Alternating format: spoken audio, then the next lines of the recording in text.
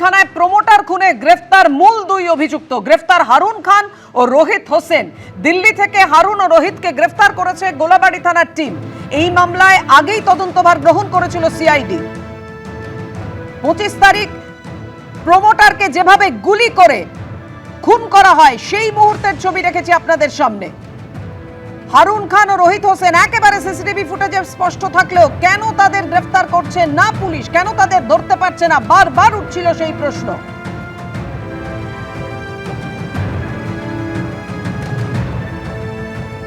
অবশেষে তাদেরকে গ্রেফতার করলো 8 দিন পর। পিলখানায় প্রমোটার খুনে গ্রেফতার মূল দুই অভিযুক্ত হারুন খান ও রোহিত হোসেন।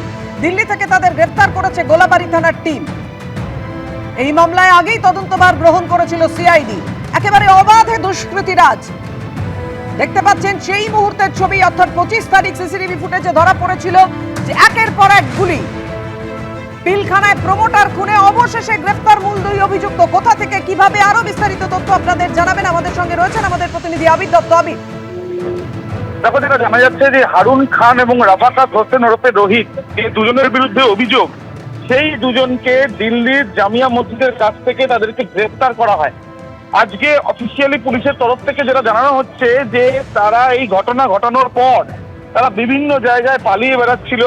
এমনকি যেখানে যেখানে তারা থাকতে পারে সেই সন্দেহে যখন পুলিশ তাদের খোঁজে যাচ্ছে তার কিছুক্ষণ আগেই তারা সেখান থেকে পালিয়ে যাচ্ছিল।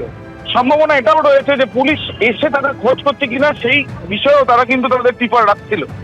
যেটা জানা যাচ্ছে যে হারুন খান এবং রোহিত তারা এই ঘটনা ঘটানোর পর তারা জোড়াসাঁকোতে চলে যায় এবং জোড়াসাঁকোর যে জায়গায় গিয়ে তারা আশ্রয় নেয় সেখানে পুলিশ আসতে পারে সন্দেহ করেই তারা সেখান থেকে চম্পট দেয়। বউবাজারে তারা আগ্নেয়াস্ত্র সেটা লোকানোর চেষ্টা করে ট্যাঙ্কে, এবং তারপর সেখানেও যখন পুলিশ আসছে জানতে পারেন তারা সেখান থেকে চলে যায় মেটিয়াবুরুজে।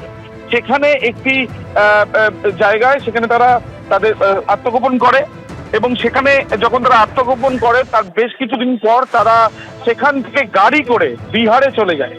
বিহারে যাওয়ার পর সেই বিহার থেকে তাদের যখন মোবাইল ফোনের সূত্র ধরে তাদের খোঁজ মিলতে পারে সন্দেহ করা হচ্ছিল, বিহার থেকে তারা চলে যায় দিল্লি। যেটা পুলিশের সূত্র থেকে জানা যাচ্ছে যে দিল্লি থেকে তাদেরকে গ্রেফতার করা হয়েছে এবং তারা এই যে যখন গ্রেফতার করা হয় তখন তারা কিন্তু এক প্রকার সেই ক্ষেত্রেও তারা পালিয়ে যাওয়ার একটা প্রচেষ্টা থাকতে পারে এমনটাই অনুমান করে এক প্রকার সম্পূর্ণভাবে তাদেরকে ঘিরে ফেলেই তাদেরকে গ্রেফতার করা হয়। তাদেরকে নিয়ে আসা হবে হাওড়াতে এবং আদালতে পেশ করার পর ট্রানজিট রিমান্ডে সম্ভবত নিয়ে আসা হবে এবং তারপরে আদালতে পেশ করার পর তাদেরকে হেফাজতে চেয়ে আবেদন জানানো হবে এবং এই ঘটনার নেপথ্যে কি রয়েছে, কেন তারা এই ঘটনা ঘটালো এবং এই ঘটনা ঘটানোর পর তাদেরকে আশ্রয়দাতা কারা কারা, সেই বিষয়টাও নিশ্চিতভাবে জানার চেষ্টা চালানো হবে বলে পুলিশ সূত্রে জানা যাচ্ছে। একাধিক বিষয় কিন্তু জানার চেষ্টা করবে পুলিশ, তুমি আমাদের সঙ্গে থাকো। পিলখানায় প্রমোটার খুনে গ্রেফতার মূল দুই অভিযুক্ত হারুন খান এবং রোহিত হোসেন। তাদেরকে গ্রেফতার করা হয়েছে দিল্লি থেকে। এই মামলায় আগেই তদন্তভার গ্রহণ করেছিল সিআইডি। আমাদের প্রতিনিধি আবিদ দত্ত রয়েছেন আমাদের সঙ্গে। আবিদ, একেবারে 25 তারিখের ঘটনা, গুলিতে ঝাঁঝরা হয়ে গিয়েছিলেন প্রমোটার সফিক খান এবং সেই ঘটনা একেবারে এই দুজন রোহিত খান এবং হারুন খান, তাদের রোহিত হোসেন এবং হারুন খান তাদের দুজনকে দেখা গিয়েছিল, কিন্তু প্রশ্নটা কিন্তু বারবার করে উঠছিল কেন 8 দিন ধরে পুলিশ তাদের খুঁজে পাচ্ছে না। অবশেষে কোন সূত্রে কিভাবে তাদের গ্রেফতার করলো পুলিশ?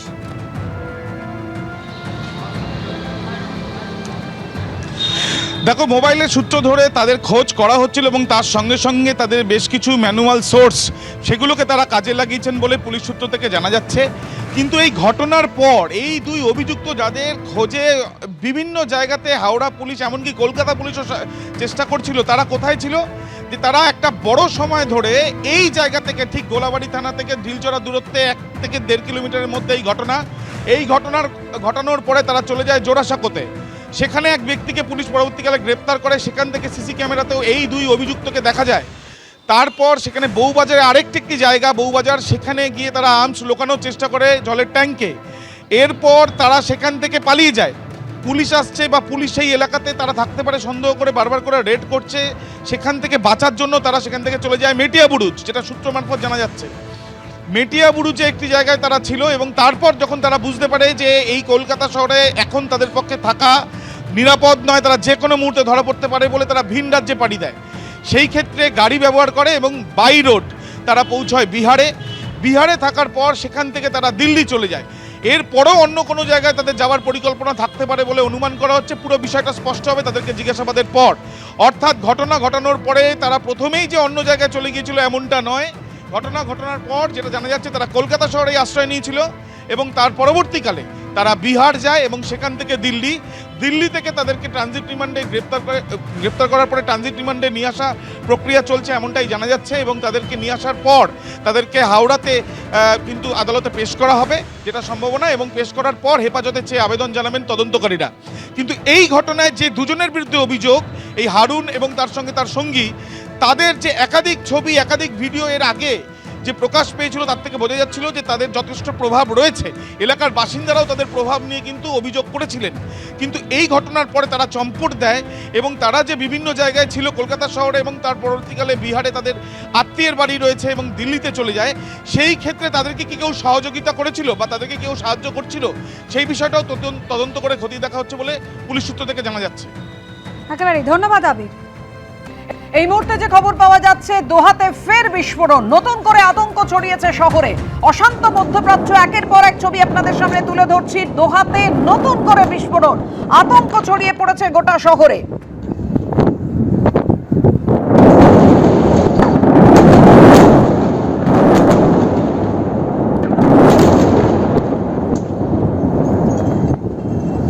ডুমসডে মিসাইল নামে নতুন ক্ষেপণাস্ত্র পরীক্ষা করলো আমেরিকা।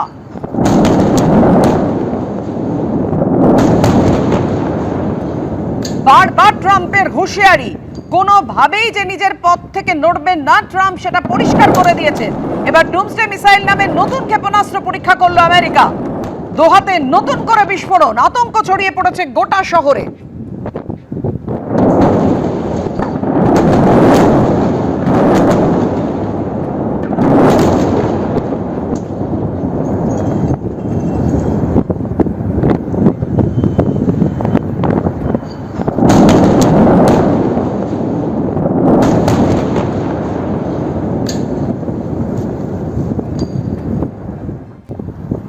দোহাতে নতুন করে বিস্ফোরণ আতঙ্ক ছড়িয়ে পড়েছে গোটা শহরে।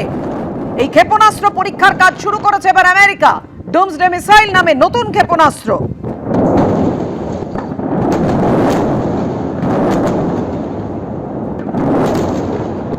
ইরানের সঙ্গে যখন আমেরিকা এবং ইসরায়েলের সামরিক সংঘাত একেবারে তুঙ্গে এবং বারবার হুঁশিয়ারি ট্রাম্পের তরফে, সেই আবহে একেবারে এই ক্ষেপণাস্ত্রের পরীক্ষা কতটা তাৎপর্যপূর্ণ, গোটা বিশ্বকে কি বার্তা দিতে চাইছে ডোনাল্ড ট্রাম্প, মার্কিন প্রেসিডেন্ট, বুঝতেই পারছেন। আন্তর্জাতিক মহলে তা নিয়ে জোর চর্চা শুরু হয়েছে।